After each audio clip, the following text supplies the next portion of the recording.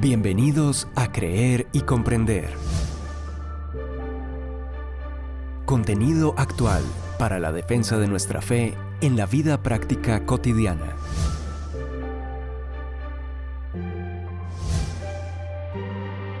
Un tiempo de aprendizaje junto al autor, conferencista y apologista Arturo Rojas. Iniciamos.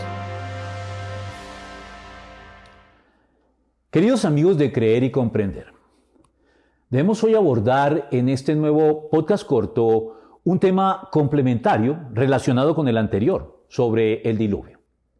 Me refiero al Arca de Noé, una evidencia circunstancial adicional, no solo a favor del diluvio, sino a favor de su carácter universal. Pues si hubiera sido tan solo un diluvio local, no hubiera sido necesaria la construcción del arca. Por eso, los estudiosos resistentes a los milagros que sostienen que fue un diluvio local, en vista de que ya no pueden negar su ocurrencia dada la muy numerosa cantidad de documentos antiguos de una muy variada procedencia cultural y geográfica que lo atestiguan, no tienen en cuenta que si hubiera sido como ellos lo dicen, no hubiera sido necesaria la construcción del arca, sino tan solo tomar medidas para advertir a los potenciales afectados, como Noé y sus contemporáneos, para que se trasladaran a otras tierras más altas, y nada más. Muchos creen poder impugnar la narración bíblica del diluvio, señalando que una embarcación como la descrita en el Génesis no hubiera podido cumplir el propósito para el cual la Biblia indica que fue construida, que no era otro que preservar la vida de sus ocupantes, incluyendo entre ellos no solo a Noé y su familia, sino las especies terrestres de animales existentes en su momento. Pero quienes así argumentan no se han tomado el trabajo de hacer un análisis juicioso del asunto que vamos a emprender hoy aquí, grosso modo, tomando como base las muy precisas observaciones hechas por el ingeniero hidráulico Henry Morris y el teólogo John Whitcomb, fundadores del movimiento conocido como creacionismo científico, que en el tema del diluvio son un referente obligado e irrefutable. Partiendo del hecho de que el arca tiene unas dimensiones y unas proporciones tales entre el largo y el ancho de 6:1, que no solo resultan muy razonables desde la perspectiva de la actual ciencia náutica, algo totalmente desconocido hace 5.000 años para una embarcación de este tamaño. Proporciones que en los grandes transatlánticos modernos tienen una relación de 8:1 y en los grandes tanques petroleros una de 7:1, al punto que, sorprendentemente, como todos lo reconocen, los datos bíblicos se acercan bastante a la náutica moderna. Y al examinar la superficie y el volumen de una embarcación de estas medidas, como lo dice John Whitcomb, las dimensiones reveladas por Dios registradas en el Génesis son tanto razonables como apropiadas en sus proporciones y magnitud a la luz del propósito que se intentaba para el arca. La superficie de una embarcación de estas características sería de 8.800 metros cuadrados en una versión conservadora, pues muy bien podría ser más de 9.000 metros cuadrados. Su volumen a su vez sería de entre 39.500 y 43.500 metros cúbicos, sin tener en cuenta que al disponer de 3 cubiertas, este volumen se optimizaría de manera muy significativa. Pero estas cifras las captamos mejor afirmando que la capacidad de carga del arca era entre 520 y 569 vagones de carga de un tren moderno, más que suficiente para albergar 50.000 animales del tamaño de una oveja, que es un tamaño superior al promedio.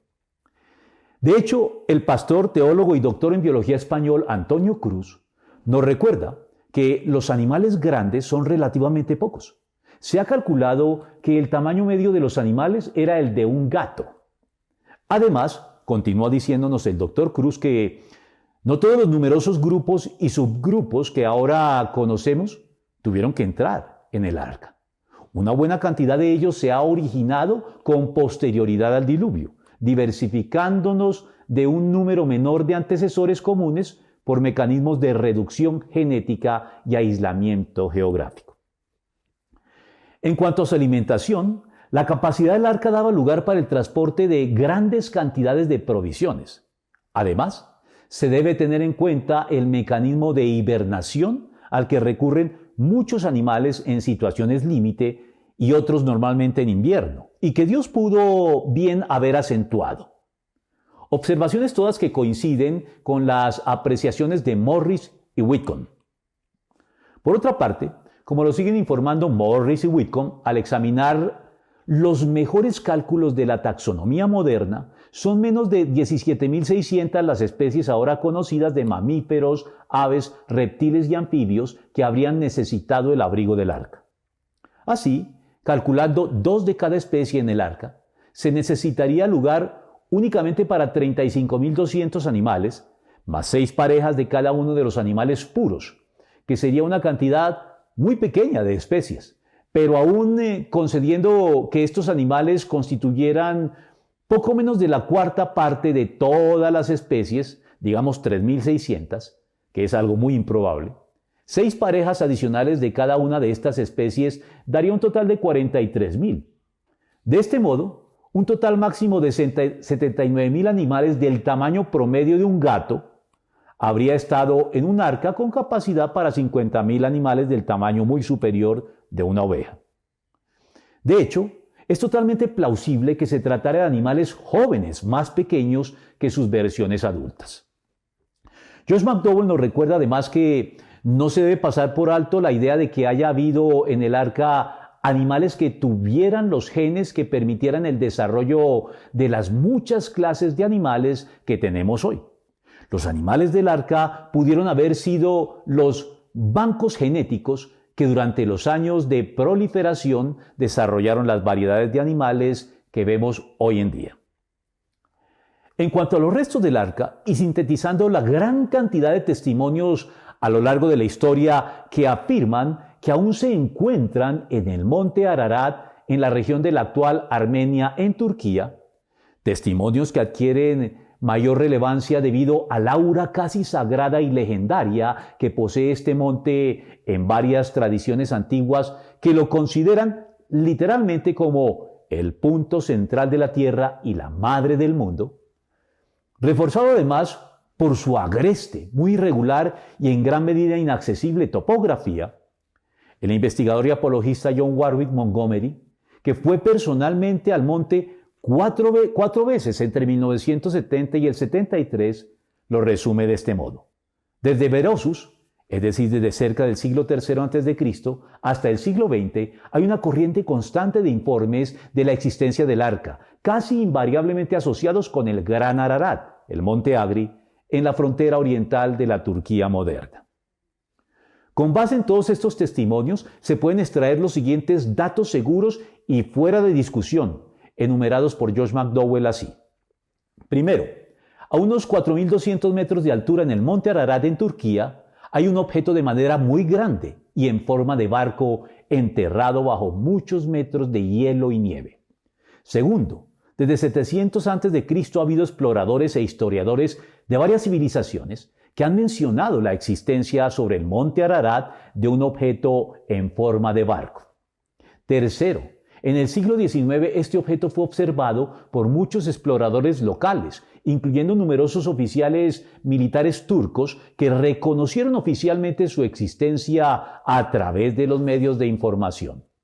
Cuarto, en 1955 una expedición filmada recuperó madera de ese objeto, unos 10.6 metros por debajo de la superficie de un banco de hielo. Quinto, la madera que se recuperó, al ser sometida a numerosos tipos de exámenes de antigüedad, reveló una edad que oscila entre 1.200 y 5.000 años. Sexto, a principios de la década del 70 del siglo XX, unos aviones de espionaje americanos, así como satélites meteorológicos y militares, fotografiaron el objeto en cuestión sobre el monte Ararat. Séptimo, la única fuente histórica específica que se puede usar para identificar este artefacto es el libro bíblico del Génesis. Y cierra toda esta relación diciendo, aunque no sean del todo concluyentes, las evidencias son de mucha importancia. Queda el hecho cierto de que hay algo allá arriba, y sea lo que sea, tiene miles de años de edad, es grande, de madera y hecho a mano. Si no es el arca de Noé, entonces, ¿qué es? Es una pregunta que debemos tener en cuenta. ¿Ustedes qué dicen? Los dejo con la inquietud.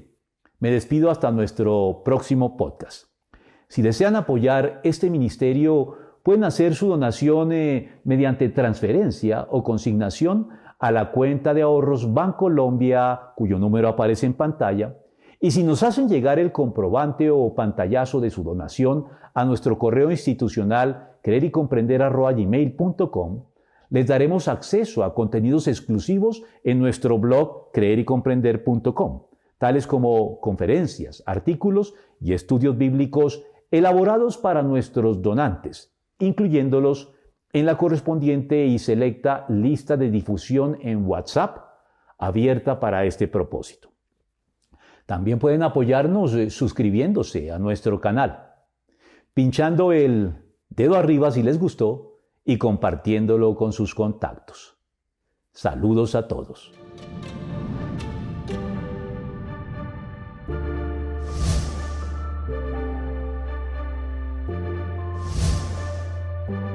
Confiamos en que este tiempo de aprendizaje te haya sido de provecho. Te invitamos a compartirlo, suscribirte y seguirnos en nuestros canales digitales de Creer y Comprender. Hasta nuestro próximo podcast.